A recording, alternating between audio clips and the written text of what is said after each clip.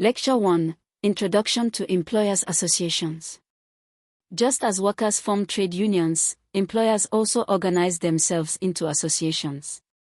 An employers' association is an organized body of employers that works together to represent their collective interests in dealing with trade unions, governments, and other stakeholders. Employers' associations are essential in balancing industrial relations, as they provide a unified front in negotiations, policy advocacy, and business development. Lecture 2: Characteristics of Employers' Associations. Employers' associations, like trade unions, have distinct features. Voluntary membership: employers choose to join to gain collective strength. Collective voice: they act as representatives of employers in negotiations with unions or government. Policy influence: they participate in policy formulation to protect the business environment. Support services: they offer advisory, training, and consultancy services to members. Conflict resolution role: they mediate disputes between employers and employees. These features enable employers' associations to function as vital stakeholders in industrial relations. Lecture 3: Functions and Roles of Employers' Associations. Employers' associations play numerous roles in industrial and economic systems. Collective bargaining: representing employers during negotiation with trade unions on wages, hours, and conditions. Policy advocacy: engaging governments to create favorable labor laws and economic policies. Advisory role: offering expert guidance on human resources, industrial relations, and business management. Training and development: organizing programs for skill development and workplace improvement. Dispute resolution: assisting members in resolving disputes with unions or workers peacefully. Through these functions, employers' associations strengthen the capacity of businesses and ensure industrial harmony. Lecture 4: Objectives and Importance of Employers' Associations in Nigeria. In Nigeria, employers' associations have several objectives. To protect the collective interest of employers. To promote cooperation among businesses. To act as a counterbalance to trade union activities. To lobby government for business-friendly policies. To contribute to national development by promoting stable industrial relations. Examples in Nigeria include the Nigeria Employers Consultative Association, NECA, which represents employer interest at national and international levels. The importance of employers' associations cannot be overstated. They help create a balanced dialogue between labor and management, support business growth, and contribute to a stable economy. Lecture 5: Challenges facing employers' associations. Like trade unions, employers' associations also face problems.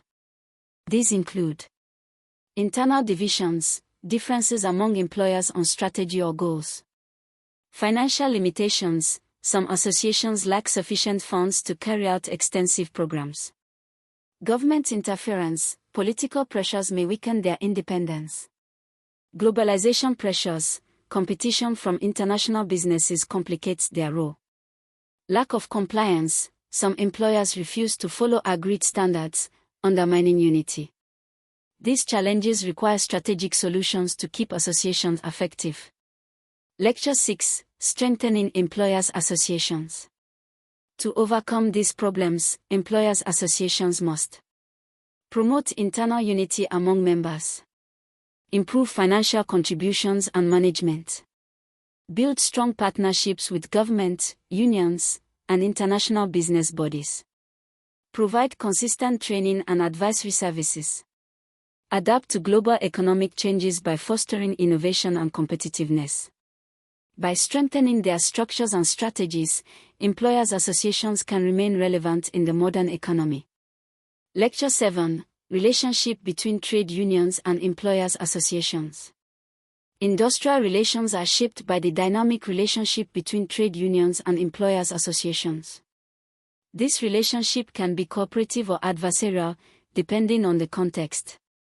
Cooperation occurs when both sides engage in constructive dialogue, collective bargaining, and joint problem-solving. Conflict arises when disputes over wages, conditions, or policies escalate into strikes, lockouts, or industrial actions. Balanced and respectful relations between the two sides are critical for industrial peace, productivity, and economic growth. Lecture 8: The Future of Trade Unions and Employers Associations in Nigeria. The future of both trade unions and employers associations in Nigeria will be shaped by globalization, technological change, and socio-political developments. Digital transformation: both groups must embrace technology for communication, organizing, and negotiation. Changing workforce: with more informal and gig workers, unions and associations must adapt their strategies. Policy environment: labor and business organizations must actively engage in shaping policies that support fair labor and business sustainability. The path forward lies in collaboration, innovation, and a commitment to industrial harmony. Module 2 Summary. In Module 2, we examine employers' associations, their characteristics, functions, objectives, importance in Nigeria, challenges, and measures for strengthening them. We also explored the relationship between unions and employers groups and considered their future prospects. Course conclusion. This course on trade unions and employers associations has provided a thorough overview of the two major actors in industrial relations. Module 1 focused on trade unions, exploring their characteristics, roles, objectives, importance, challenges, and measures for strengthening them.